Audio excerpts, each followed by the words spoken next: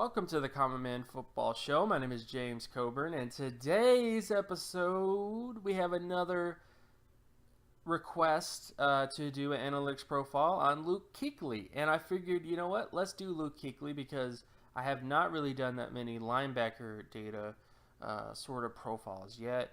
And specifically pursuit linebackers. Some people call them off-ball linebackers.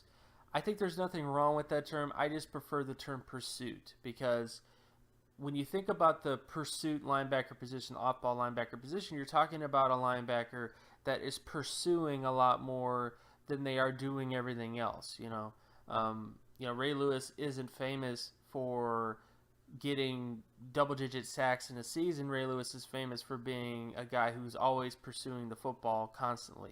Always ending up in the right place at the right time consistently. And that has a lot to do with linebacker metrics. And just to familiarize you with some terms, and I don't know how else to call this term, but solo tackle market share is a big thing when it comes to the linebacker position, when it comes to metrics. And I think, I don't know how else to name, I don't know what to name it. I don't really care about naming it. I mean, solo tackle market share should be pretty self-explanatory, but just for people that aren't familiar with the term, you take an individual defensive statistic, in this case, solo tackles, and you divide it by the team total tackles. So if a linebacker has 100 tackles on a team that has, say, 500 total tackles in terms of solo tackles, then that linebacker had 20% solo tackle market share. And what you do is you take that performance and you compare it to every single linebacker performance since the 1996 NFL draft class. I'm working on pushing that further back, but so far I've only gotten to 1996. I have a lot of extra work I need to do in terms of getting media guides and getting different sort of I have to visit libraries and do a whole bunch of stuff because on the internet there just isn't enough data available to kind of go past 1996 yet. But that is how you do that. You basically get all the information on all the linebackers that were drafted in the draft, or guys that were, of course, went to the combine, especially those guys, and then you basically just compare all the sort of production to those guys in terms of solo tackle market share. The next thing we're going to look at, too, is athleticism data. Athleticism data is as important to the linebacker position as any other position. And the three main terms you need to be familiar with is explosive lower body strength, speed, and flexibility. The explosive lower body strength score is the vertical and the broad jump measured against mass density. The speed score is the 40-yard dash measured against mass density. And then the flexibility score is the short shuttle / three cone measured against mass density, which basically gives you the flexibility, how flexible they are in terms of their hips and their ankles, because the faster you can do those drills speaks to your ability to change directions and overall flexibility, as a player. The faster you can do those drills, the more fluid you are in your movements, thus the more flexible you are in terms of your hip and ankle flexibility. And then, of course, we're going to look at his NFL production, which we'll get to that when we get to that. But I figured that's where we'll finish it off because it confirms a lot of the stuff that the other data said that he was going to be. So with all that stuff out of the way, let's get to Luke Kuechly when it comes to his college production, when it comes to his athleticism coming out of college in the draft, and then, of course, what he's actually done in the NFL in terms of his overall production. So starting out with Luke Kuechly, when it comes to his production, he had a 99.93 solo tackle market share score. And based on my data, 100% of multiple All-Pro linebackers since the 1996 NFL draft class had at least 90 percentile or higher solo tackle market share, with 100% of multiple Pro Bowl linebackers having 77 or higher solo tackle market share. Essentially, this is probably the solo tackle market share score at the pursuit linebacker position, at the off-ball linebacker position, is one of the higher threshold type production models that I have. There's other positions like edge rusher, like defensive tackle, where you don't necessarily need to be elite in one particular metric. You could be really good in terms of sacks, or really good in terms of tackle for loss, or really good in terms of this.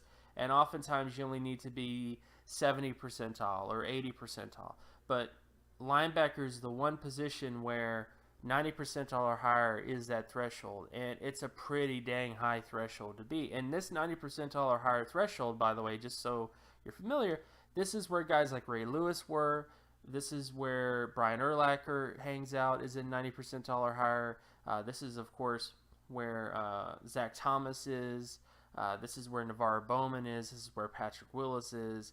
Every single great linebacker that you can think of since 1996 produced 90 or higher in terms of solo tackle market share. That is ridiculous in terms of it, and it's also ridiculous in the fact that, again, Luke Kuechly had a 99.93 overall solo tackle market share score. And I don't know what else to say. Like, he pretty much hit a ridiculously high solo tackle score. And there's no other way around that. Like, he was a tremendously productive player coming out of Boston College when it comes to solo tackle market share score. And on top of that, his athleticism is even more impressive. This is someone who, based on his athleticism, has an 88.10 explosive lower body strength score, 85.99 speed score, and a 93.03 flexibility score. As you can see from the All-Pro thresholds, the Pro Bowl thresholds, and even the starter thresholds, this is bottom-end thresholds, by the way, in terms of these numbers. And when it comes to Luke Kuechly, he hits the explosive lower body strength score for an All-Pro player, hits the speed score for an All-Pro player, and hits the flexibility score for an All-Pro linebacker. So it should be pretty clear that he had the athleticism fitting of an All-Pro player, on top of having not only All-Pro threshold production, but in my opinion, a 99.93 overall solo tackle market share score is basically like being elite amongst elites when it comes to that score. So he was, in many ways, a very rare prospect in the grand scheme of production. And then when you actually get to his NFL production, this is where you see things kind of, show the same thing. And also, just so you're familiar with these terms, MSPER is solo tackle market share percentile score against NFL players. MSSPER is sack market share production score. MSIPER is interception market share production score. And MSPER is pass deflection market share compared to peers. And also total impact takes into account all those measures. Luke Kuechly in the NFL, in terms of his entire career, with the exception of 2016, where he, of course, had a concussion issue, which kind of limited his playing time. But if you take away that year, for the last 4 seasons from 2012 to 2015, he had 90 percentile or higher total impact scores.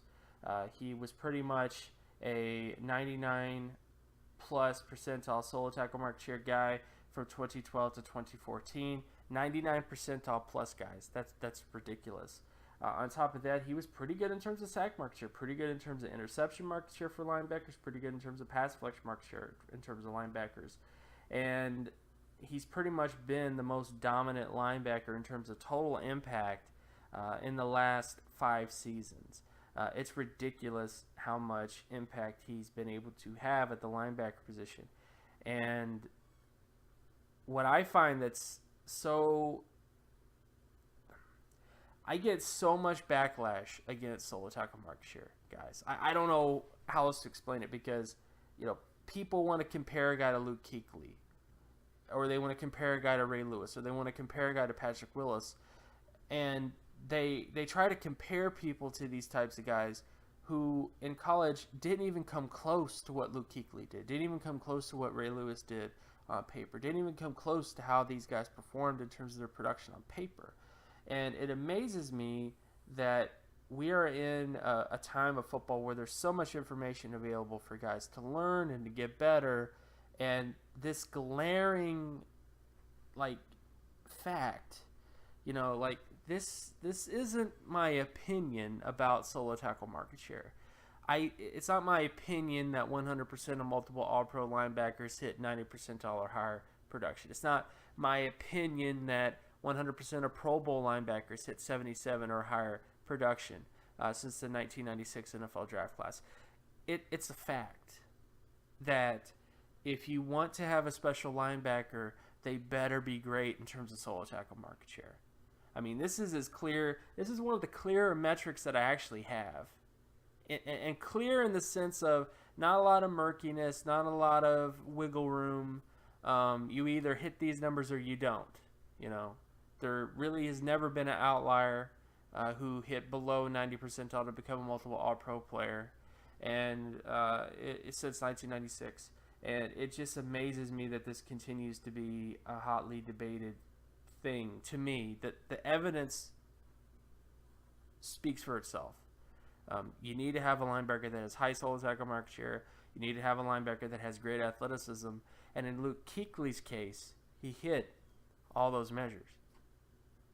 And then you have people going, well, why did he fall in the draft? You know, why wasn't he a top 5 NFL selection, you know, in his draft? He still was drafted pretty high, but why wasn't he a top 5 selection? I don't know. You know, I don't know why teams do what they do. I don't know why teams don't look at the facts. But when it comes to Luke Kuechly's production, when it comes to his athleticism, when it comes to all that stuff, he pretty much was head and shoulders above everybody. And it's why historical data should be part of draft rooms. Like, you need to know how rare a prospect is in any given draft class, because you need to have the ability to see, should I trade up future draft picks for this guy? Like, how rare is this guy really, is the question that people should be asking when they want to trade up for a guy. And not based on subjectivity, not based on, well, he's the best prospect I've seen in 10 years, but actually based on something concrete, something that has substance, something like data. And I think that Luke Kuechly is a prime example of why people should be paying attention to solo tackle market share, why people should be paying attention to athleticism when it comes to linebacker position. Although I think most people are, but I think there's been somewhat of a backlash against athleticism for some reason. But at the bottom line is if you are going to do linebacker scouting in general, yes, watch the film. I watched the film too. I scouted over 100 plus linebackers last year. I watched the film like everybody else. But you should at least familiarize yourself with solo tackle market share, with athleticism data. Because if the next Luke Kuechly comes around and you're just basing everything on film, then you'll miss out on an opportunity to get a player like this. If you're not paying attention to the facts, this could happen again. So again, my name is James Coburn. You can find my work at draftcoburn.wordpress.com, and you also follow me on Twitter at Geometrics. And if you like this content and you want more content like this, be sure to leave a like and subscribe. Share this video as well with anybody that you know, and I will talk to you guys in the next video. Peace.